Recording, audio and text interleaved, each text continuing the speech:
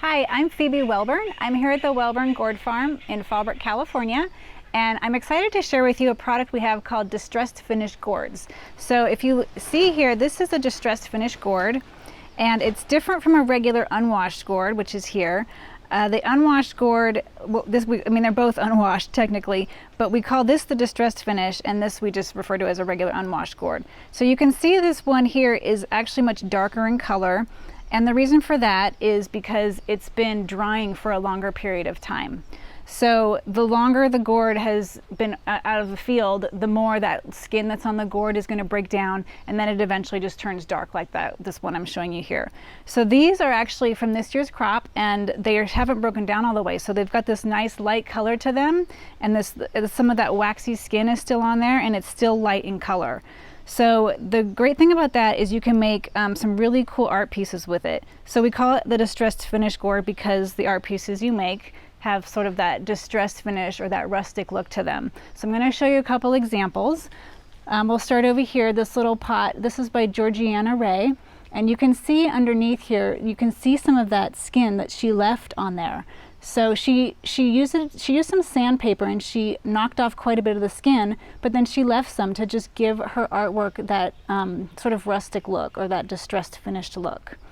So this is another piece she also did. So you can see she left even more of the skin on this one. She used some ink dye over the top of all of it and some Gourd Master metallic ink on the leaves. And she made this really beautiful little pot just by incorporating some of that dried skin. So this actually is not an art piece. I was just showing it as an example of what it can look like when you put sort of a shiny varnish on it.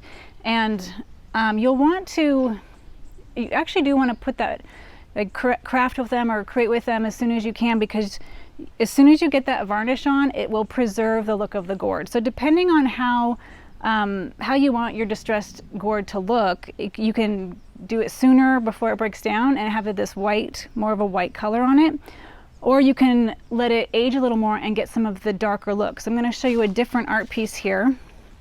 These little pots are by Jan Seeger, and you can see on this one, she used a gourd where it did have quite a bit of the skin broken down and had turned black on this one. And she liked that look, and so she used both. Like, it's got some of the black, it's got some of the waxy, lighter colored skin here.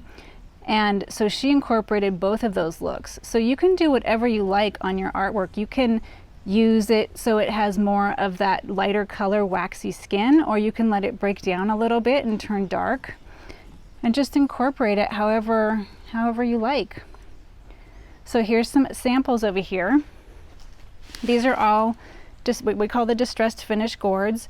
So they will have, a good portion will have some of the lighter skin. Some of it will have some darker, but they're all the newer gourds. So it's going to have some of that lighter color waxy skin on it. If you come to the farm here in Fallbrook, California, we do have some that have already been cut and cleaned on the inside or cut.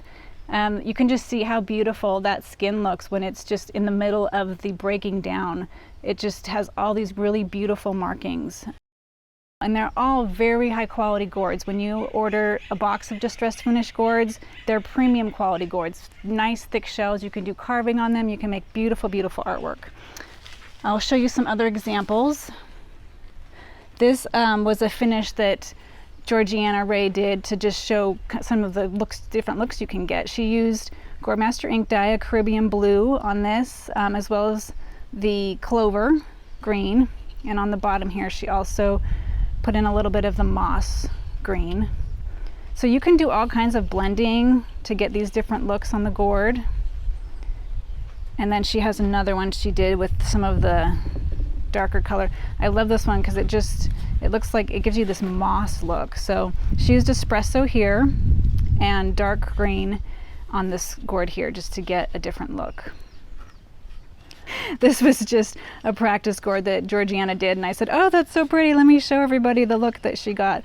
So I grabbed that from her and used it, here to show you. But that's a very big crack. We don't sell gourds that are that cracked.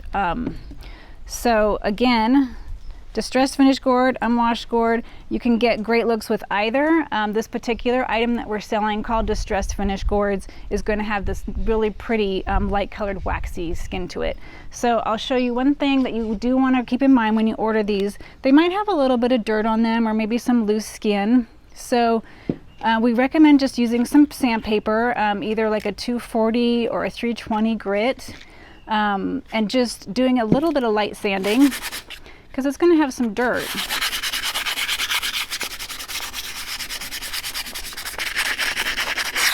So that's going to just knock off any loose dirt and loose skin, so that when you put your final varnish on, it won't flake off or peel off on your final art piece. And you can actually sand a lot of that off. If you want to do an art piece like Georgiana did, that first one I showed you, she sanded most of it off. So you can use a different grit. You can use a coarser grit if you really want to, you know, get most of the skin off and just leave a little bit like it's shown here. Or you can just do a really light sanding and leave most of it on. So one of the reasons we love this product is because it's so versatile. You can do so many different looks. So give it a try. Send us your photos. Let us know what you're doing with the gourds.